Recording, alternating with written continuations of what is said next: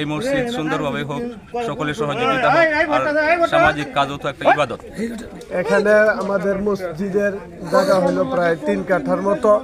এনে মাত্র মৌলানা আজিজ সাহেব মাত্র এই 1 পর মতো জায়গা দান করছেন আজ থেকে 35 বছর আগে। এরপরে আমাদের গ্রামবাসী গরিব মানুষ সবাই মিলে এই জায়গাগুলো কিনা হয়েছে। ভালো কাজের মধ্যে যারা বাধা প্রদান করে, সে আলেম হোক, মূর্খ হোক, জ্ঞান শিক্ষিত হোক, যেই হোক, এটা আমরা প্রতিবাদ জানাচ্ছি, তীব্র নিন্দা জানাচ্ছি। 60 লক্ষ টাকা একটা বাজেট ছিল, এই বাজেটটা ওনার কারণে ফিরছে এবং এখন আমরা একটা মসজিদ নির্মাণ করতেছে। তারপরেও মসজিদের পাশে একটা বাথরুম করার একটা সরকারি দান আসছে, এটার মধ্যেও সে বাধা প্রদান করতেছে। আমরা যে জায়গাটার মধ্যে বাথরুম করতে হয় সেটা মসজিদের জায়গা এবং তার বাপের কবর আছে তার 15 ফুট দূরে। তো যদি আমাদের গ্রামবাসী এরও নিয়ত ছিল, তার এই বাম পাশে তার নিজের ক্ষেত আছে, এই ক্ষেতের মধ্যে দিয়ে যদি এই জায়গাটা দিয়ে বদলও দিত তেও পারত, কিন্তু গ্রামবাসী মেনে নিত। সে এটা পারবে না, এটা করবে না। কেন করতেছে, কি করতেছে, এটা ফেসবুকের মধ্যে এবং ইন্টারনেটের মাধ্যমে সে এগুলো ছড়াছড়ি করতেছে। আপনারা এই 50 জন আলেম এবং গ্রামের যারা মুরব্বী আছেন, তারা কি তাকে বসানোর কিংবা তার সাথে সমাধান করার মতো কোনো ব্যবস্থা গ্রামের মানুষ গত রাত্রে প্রায় 100-র উপরে মানুষ একত্রিত হয়েছে। উনাকে ডাকা হয়েছে, সে ওই জায়গাতে আসবে না। এখন আমাদের কথা হলো আলেম মানুষ, তার সাথে এই কথাবার্তা কইলে বেয়াদবি হবে। এই জন্য আমাদের গ্রামের এবং মসজিদের সভাপতি সাহেব, কেশিয়ার সেক্রেটারি, এরা চাইতেছে যে তার সামনে আর এই গ্রামের মানুষকে উপস্থিত করতে। আপনারা গত রাত্রে চেষ্টা করছেন? জি জি জি জি, সে ডাকে আসে না। পবিত্র কোরআনে আল্লাহ রাব্বুল আলামিন ইরশাদ করেছেন, তাআওয়ানু আলাল বিররি ওয়াত তাকওয়া ওয়া লা তাআওয়ানু আলাল ইসমি ওয়াল উদওয়ান, যে তোমরা সৎ কাজে একে অপরকে সহযোগিতা করো, মন্দ কাজ এবং অসৎ কাজে বিরত রাখো, সহযোগিতা করিও না। তো এখানে আমাদের এই শিকদারপাড়া গ্রামে মসজিদ হচ্ছে অত্যন্ত আনন্দের বিষয়। এটা কোনো সামাজিক কাজও না, এটা ধর্মীয় কাজ, ধর্মীয় বিষয়। অনেক বড় সড়ো করে মসজিদের পরিধি এলাকার মুরব্বীরা করছে, এটা আমাদের জন্য অনেক সম্মানের। আমরা যারা এই এলাকায় প্রায় 40-50 জনের মতো আলেম আছে, আমরা বাহিরে থাকি, সময় দিতে পারি না, হঠাৎ মাঝে মাঝে গ্রামে আসি। মুরব্বীরা যেন এই কাজটা উদ্যোগ নিছে, এটাই আমাদের জন্য অত্যন্ত সম্মানের, ভবিষ্যৎ প্রজন্মের জন্য এটা সম্মানের। তা আমি আশা করব আমাদের ওলামাদের মধ্যে হতে কেউ যেন এই কাজের বাধা হয়ে না দাঁড়ায়। কারণ ধর্মীয় কাজে আমরা আলেমরাই যদি বাধা দিই, তাহলে আম মানুষ আমাদের কাছ থেকে কি পাবে? মসজিদ করা তো সোয়াবের কাজ, তাহলে আমরা মসজিদ করতে গিয়ে বাধার সম্মুখীন কেন হই? এটা অত্যন্ত, আমরাও যখন শুনি, লজ্জাজনক আমাদের জন্য। আমাদের মুরব্বীদেরকে আহ্বান করব আমরা যেন এই বাধার সম্মুখীন বাধা না দিই, এলাকার মানুষদেরকে সৎ কাজে উৎসাহ দিতে না পারলেও তার বিরোধিতা যেন না করি, সহযোগিতা না করতে পারলেও যেন আমরা এর বিরুদ্ধে অপপ্রচার না করি। কিন্তু এখন মুসল্লিরা মসজিদে আসতে চায়, তারা নাকি বাধা দিতে চায়, এটা অত্যন্ত লজ্জাকর। এই সমস্ত কথা মানায় না। এই যে জায়গাটা দেখতেছেন, এই জায়গাটা হইল মসজিদের যে মালামাল রাখা হয়েছে, এই জায়গাটা হইল মৌলানা আজিজুল সাহেব, ওনার জায়গা 1 বছরের জন্য আমরা বন্ধক নিলাম, মানে যেটাকে বলা হয় জমা, বন্ধক নিলাম। বন্ধক নেওয়ার পরে যে আমরা মসজিদের বালু ইট এগুলো আমরা রাখলাম। এটা আমরা যেহেতু 1 বছরের জন্য জমা নিছি, বন্ধক নিছি, আমরা ইচ্ছা করলে আমরা পতিত রাখতে পারি, আমরা যে কোনো কাজও করতে পারি। মূলত মসজিদের কাজের জন্যই তো কাজের জন্য রাখছিল গেনি মেয়া, তার কাছ থেকে আমরা নিছি। তো এখন এখানে কেন আমরা মাল রাখছি, এটা আমাদের পুরা গ্রামের অন্যায় হয়ে গেছে। আমাদের জবাব দিতে হবে।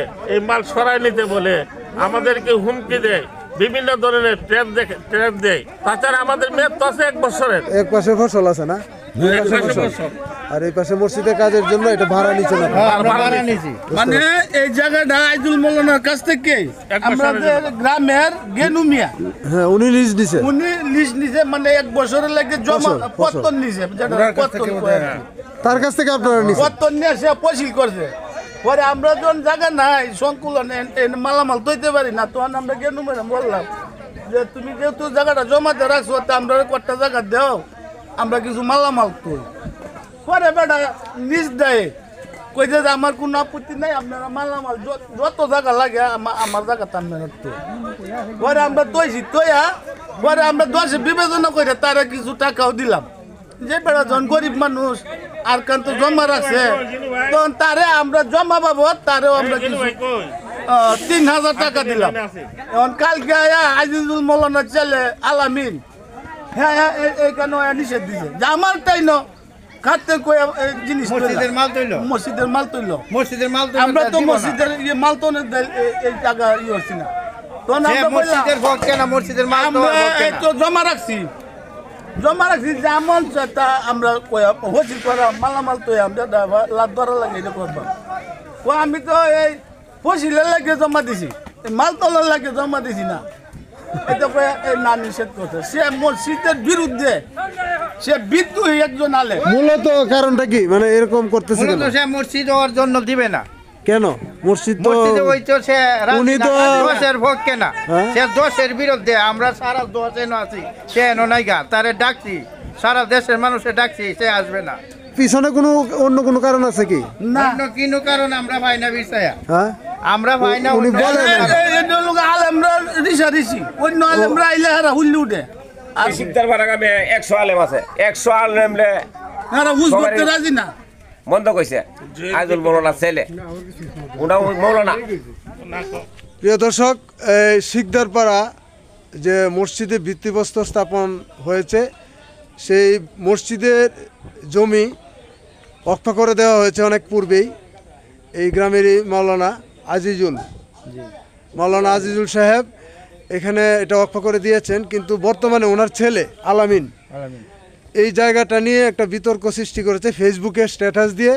তো ফেসবুকে স্ট্যাটাস দিয়ে উনি বোঝাতে চাইছেন যে ওনাদের গুরুস্থানের জায়গা মসজিদে চলে যাচ্ছে এরকম। তো ওনাকে ডেকে নিয়ে বসার অনেক চেষ্টা করা হয়েছে। মূলত বিরুদ্ধ হলো মসজিদের একটা আধিপত্য নিয়ে, এখানে মাওলানাদের নিয়ে বিতর্ক সৃষ্টি হয়েছে যে ওনারা এক পক্ষ আরেক পক্ষের সাথে একমতে পোষণ করতে পারছেন না, বিদায় এটা এখন জায়গা নিয়ে এখন এটা বিরোধ সৃষ্টি হয়েছে। তো এই যে আমার পিছনে জায়গাটি দেখছেন, ওই জায়গাটি মানে ওইখানে একটা সীমানা দেওয়া আছে নারিকেল গাছের পিছনে, এখানে একটা পিলার আছে, ওই পিলারের পূর্ব পাশে এটা হলো গুরুস্থানের জায়গা আর পশ্চিম পাশে হলো মসজিদে। তো মসজিদের ভিত্তিপ্রস্তর কিন্তু এই যে ডিস্টেন্সটা দেখতে পাচ্ছেন প্রায় 10 থেকে 11 ফুট ব্যবধান, আমি ম্যাপে দেখেছি, আপনাদেরকে দেখাচ্ছি। এই যে এটা দেখছেন, ওই যে এটা হলো গুরুস্থানের জায়গা, এটা হলো এই যে পিলার। তো আর এটা হলো মসজিদের 12 ফুট থেকে 15 ফুট। এই যে এটা হলো এই যে পিলারটা, এটার ওই পাশে হলো গুরুস্থানের জায়গা, আর এখান থেকে এখানে প্রায় 10 থেকে 15 ফুট এদিকে হলো মসজিদের ভিত্তিপ্রস্তর কিংবা বাউন্ডারির জায়গা এখানে নির্ধারণ করা হয়েছে। কিন্তু সোজা ধরলে এই দিক দিয়ে নারিকেল গাছও কিন্তু মসজিদের আন্ডারে। তাহলে নারিকেল গাছ যদি মসজিদের আন্ডারে হয় তাহলে এই পাকাকরণের জায়গাটা এটা কি করে গুরুস্থানের হয়? এইটা নিয়ে মসজিদ কমিটির সাথে আজিজুল সাহেব এবং ওনার ছেলে আলামিন তাদের পারিবারিক একটা পরিবারের সাথে মসজিদ কমিটির একটা দ্বন্দ্ব এবং মাওলানাদের সাথে একটা দ্বন্দ্বের সৃষ্টি হয়েছে। তো এটা গ্রামবাসী মিলে যদি একসাথে বসে যদি এটা সমাধান করা যাইতো তাহলে সুবিধা হইতো, কিন্তু ওনারা গ্রামবাসী ডাকে আসছেন না, এই গ্রামের পক্ষে ওনারা থাকছেন না। কেন থাকছেন না এটা আমাদের জানা নাই।